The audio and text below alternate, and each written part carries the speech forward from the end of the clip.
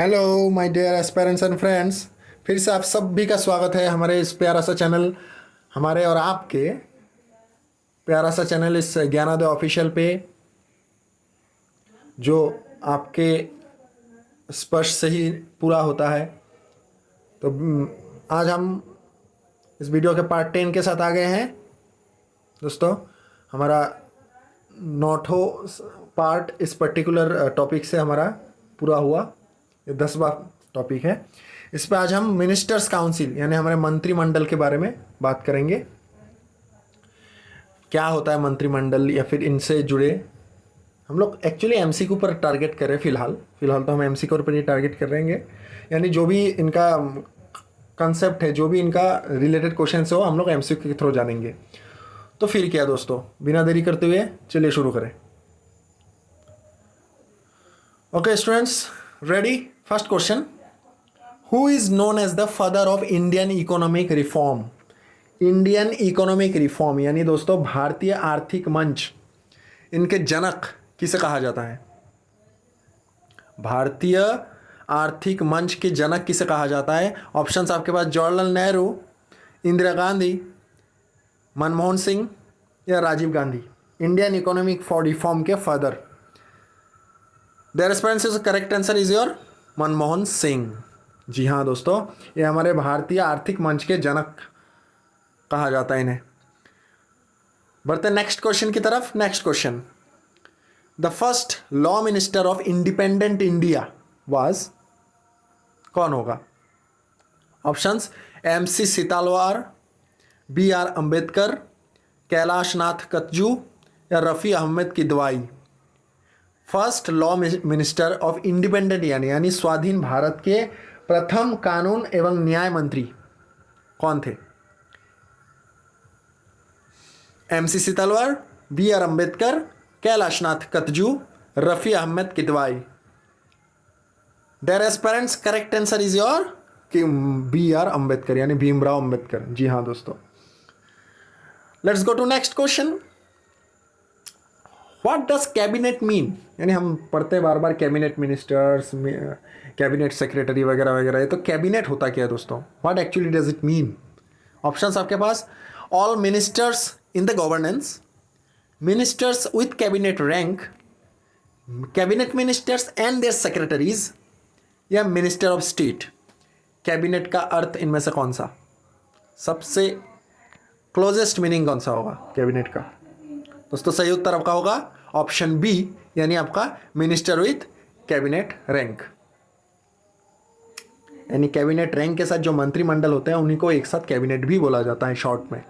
बढ़ते अगले क्वेश्चन की तरफ बिना देरी करते हुए। Question number 4, survey of India is under the ministry of, यानी किस मिनिस्ट्री के अंडर में ये हमारी जो सर्वे ऑफ इंडिया यानी भारतीय सर्वेक्षण यानी भारतीय निरीक्षण भी आप कह सकते हैं, ये किस मिनिस्ट्री के अंतर्गत आते हैं?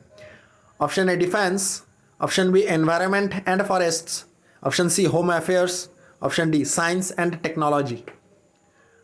भारतीय सर्वेक्षण यानी भारतीय निरीक्षण हमारे किस मिनिस्ट्री के अंतर्गत आते हैं? Defence ministry, environment and forest ministry, ministry of home affairs या ministry of science and technology. दोस्तों सही उत्तर आपका होगा साइंस एंड टेक्नोलॉजी। जी हाँ दोस्तों। बढ़ते हैं नेक्स्ट क्वेश्चन की तरफ। Your fifth question, to whom is the council of ministers responsible? मंत्रिमंडल किसकी ओर ये रिस्पॉन्सिबल होते हैं? Parliament, president, speaker of Lok Sabha, chairman of Rajya Sabha. दोस्तों सही उत्तर क्या होगा? दोस्तों करेक्ट आंसर है प्रेसिडेंट। जी हाँ दोस्तों, प्रेसिडेंट की ऊपर ही इनका रिस्पॉन्सिबिलिटी होते हैं। बढ़ते नेक्स्ट क्वेश्चन की तरफ। क्वेश्चन 6, आर्कियोलॉजिकल सर्वे, जिसे हम पुरातत्व सर्वेक्षण या पुरातत्व निरीक्षण की नाम से भी जानते हैं। So archaeological survey of India is an attached office of the department और मिनिस्ट्री ऑफ, यानी आपको बताना है किस मिनिस्ट्री के अंडर में ये particular archaeological survey of India या जो पुरातत्व सर्वेक्षण निरीक्षण है ये आते हैं। ऑप्शंस आपके पास culture, tourism, science and technology या HRD। दोस्तों यार HRD का फुल फॉर्म होगा ह्यूमन रिसोर्स एंड डेवलपमेंट। दोस्तों आर्कियोलॉजिकल सर्वे के बारे में आपको एक बार बता दूं, इसका जवाब बताने से पहले आप में से बहुत कोई ने इनका जवाब ढूंढ भी लिए होंगे, तो उन सभी को अभिनंदन। दोस्तों आर्कियोलॉजिकल सर्वे यानी जो हमारे पुरातत्व विभाग जो होता है, यानी जैसे एंशियंट मोनूमेंट्स हो गए, तो कोई भी एंशियंट चीज़ों की जो निरीक्षण किया जाता है, ऑब्जर्वेशन किया जाता है, उनके ऊपर उनकी गणना किया जाता है, इनको आर्कियोलॉजिकल सर्वे भी बोला जाता है। तो ये किस मिनिस्ट्री के अंतर्गत आते हैं दोस्तों? करेक्ट आंसर है कल्चर। जी हाँ दोस्तों, सांस्कृतिक मिनिस्ट्री के अंदर ये विभाग आते हैं। बढ़ते नेक्स्ट क्वेश्चन की तरफ। Next question is your, under the administration of which one of the following is the department of atomic energy relates. Okay दोस्तों, किस एडमिनिस्ट्रेशन के अंडर में हमारे एटॉमिक एनर्जी डिपार्टमेंट आते हैं, यानी किस एडमिनिस्ट्रेशन के अंतर्गत एटॉमिक एनर्जी डिपार्टमेंट यानी रिलेट करते हैं, आप बोल सकते हैं। Options: prime minister's office, cabinet secretary, ministry of power, ministers of science and technology. Atomic energy के डिपार्टमेंट किस एडमिनिस्ट्रेशन के तहत आते हैं? डियर एस्पिरेंट्स, करेक्ट आंसर क्या होगा आपका? करेक्ट आंसर आपका होगा प्राइम मिनिस्टर्स ऑफिस। जी हाँ दोस्तों, इस पर्टिकुलर एडमिनिस्ट्रेशन के अंडर में हमारी एटॉमिक एनर्जी के जो डिपार्टमेंट है वो आते हैं। बढ़ते हैं नेक्स्ट क्वेश्चन की तरफ। Next question, the council of ministers यानी हमारे मंत्रिमंडल जो है, मंत्रिपरिषद of Indian union is collectively responsible to the, यानी हमारे भारतीय जो यूनियन है, भारत के संगठन, पूरी संगठन सरकार गठन में हमारे मंत्रिमंडल जो है इस किस तरफ ये रिस्पॉन्सिबल होते हैं? हमारे कंप्लीट इंडियन, हमारे केंद्रीय जो मंत्रिमंडल है ये कंप्लीटली किस पर्टिकुलर